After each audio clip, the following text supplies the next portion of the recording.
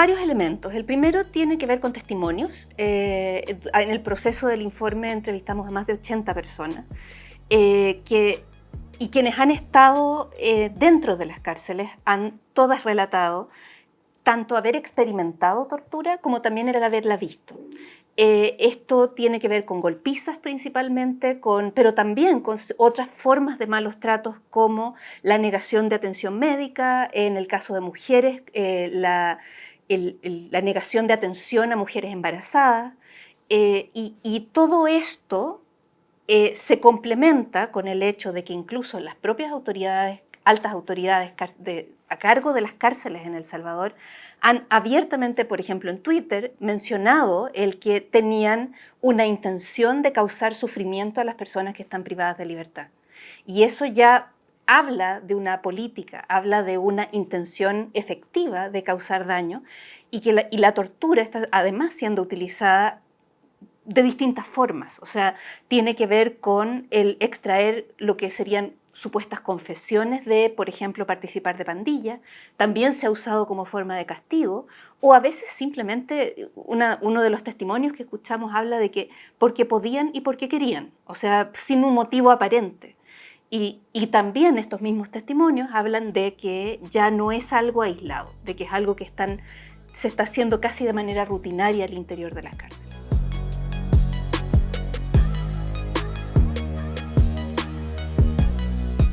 Es un Estado que está torturando de manera sistemática y que que ha validado esa práctica de manera rutinaria en sus declaraciones y en su práctica, y también porque no está haciendo nada por investigarlo, por detenerlo o por de alguna manera hacerse cargo de estos abusos. Está negándolo, no está haciendo ningún tipo de investigación.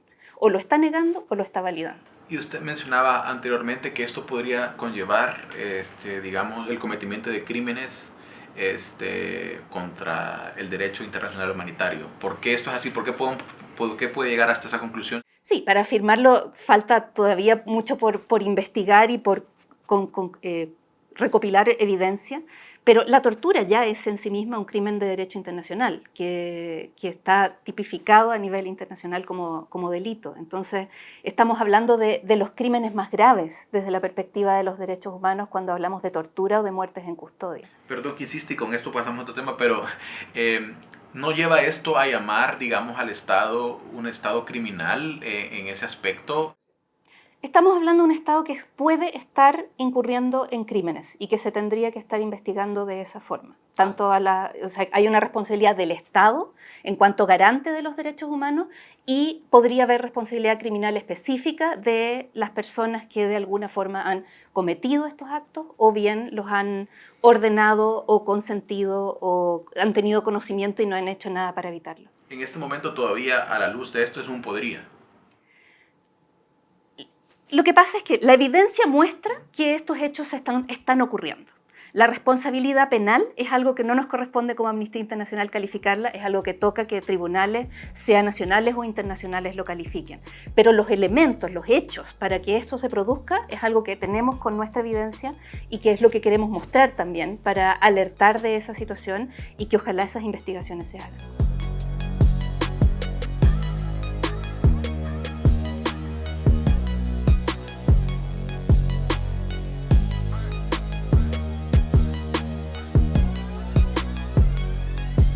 Claro, esto empieza desde la revisión de bases de datos que nos proporcionaron organizaciones de la sociedad civil salvadoreñas, locales, con personas que han sido detenidas arbitrariamente. Y ahí fue donde identificamos que la mayor parte de las personas detenidas son personas que tienen bajo nivel educacional, que no pasan de tener educación escolar, que tienen empleos precarios, principalmente empleo informal, y además que viven en zonas que ya estaban identificadas como zonas marginalizadas, pobres y afectadas por el crimen organizado. Entonces, en definitiva, son las mismas personas que antes estaban siendo víctimas del crimen organizado las que hoy día están siendo identificadas como sospechosas de pertenecer al crimen organizado y están siendo detenidas arbitrariamente. Y por eso hablamos de que para muchas de estas personas el temor cambió, el temor pasó a ser víctima de las arbitrariedades de las autoridades estatales y ya no de las pandillas. Se sustituye o coexiste en algunos casos la violencia pandilleril con la violencia estatal. Y las personas afectadas por esto terminan siendo las mismas. ¿Cuán grave es esta sustitución y qué consecuencias trae a largo plazo estos? Hay una cierta narrativa que te lleva a tener que elegir entre seguridad y derechos humanos, como que los derechos humanos fueran un bloqueo o un impedimento a poder conseguir seguridad. Y eso es una falacia, eso es una falsa dicotomía que no te pueden obligar a elegir entre seguridad y derechos humanos. Y esto lo muestra claramente, porque en definitiva hay personas que antes se sentían inseguras por la violencia de pandillas y hoy día sienten otra inseguridad diferente de que tal vez los pueden tomar detenidos, que tal vez alguien les puede acusar injustamente. En definitiva, lo que se está mostrando es que si no hay un elemento de derechos humanos en las políticas de seguridad, tampoco hay seguridad para nadie.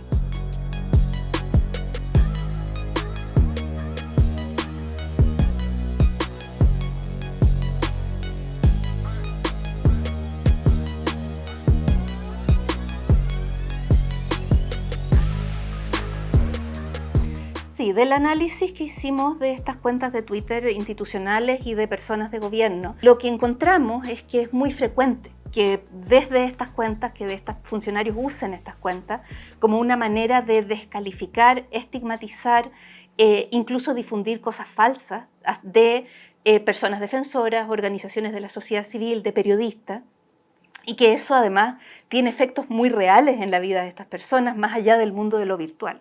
Entonces, por una parte, las autoridades están de alguna forma validando las violaciones de derechos humanos como una suerte de, comillas, mal necesario, y por otro lado, están atacando fuertemente a las personas que aparecen públicamente criticando estas medidas.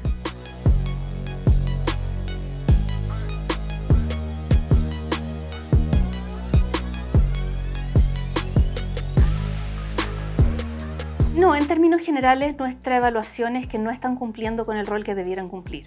Y eso es algo que también lo hemos escuchado de organizaciones de la sociedad civil, salvadoreñas me refiero, de organizaciones locales con las que hemos estado hablando y que nos han planteado esa misma preocupación, de que o bien están negando lo que está ocurriendo o bien no están cumpliendo su función investigadora, como sería el caso de la Fiscalía, y que tampoco están cumpliendo su función protectora de los derechos humanos en la práctica. Digamos, ¿esto les llega a convertir de alguna manera en cómplices de una política sistemática que ustedes hacen referencia? Al menos están permitiendo que eso ocurra. Desde el momento en que no están cumpliendo con una función contralora efectiva de reaccionar frente a denuncias de violaciones de derechos humanos. Pero eso es negligencia, ¿no? Es decir, podría serlo, sí. el presidente Bukele, como usted sabe, se presenta a la reelección y su principal activo de campaña es justamente la seguridad, ¿verdad? Y el régimen de excepción, ¿no? ¿Es peligroso para los derechos de las personas salvadoreñas que el presidente Bukele se reelija? Nos preocupa mucho que se reelija, básicamente porque no hemos visto nada hasta ahora que nos indique un cambio de rumbo, como decía. O sea, que su reelección es algo que podría no solo continuar, sino incluso fortalecer este tipo de prácticas. Esperamos que no sea el caso y parte del objetivo de este informe es justamente alertar de eso y alertar también a nivel internacional, el tratar de dar la máxima visibilidad posible a lo que está ocurriendo, acompañar a las organizaciones locales que están haciendo un trabajo impresionante de denuncia en un contexto sumamente hostil y que podría ponerse más hostil y básicamente alertar de que esto está pasando y de que una reelección podría significar que esto continúe o se profundice.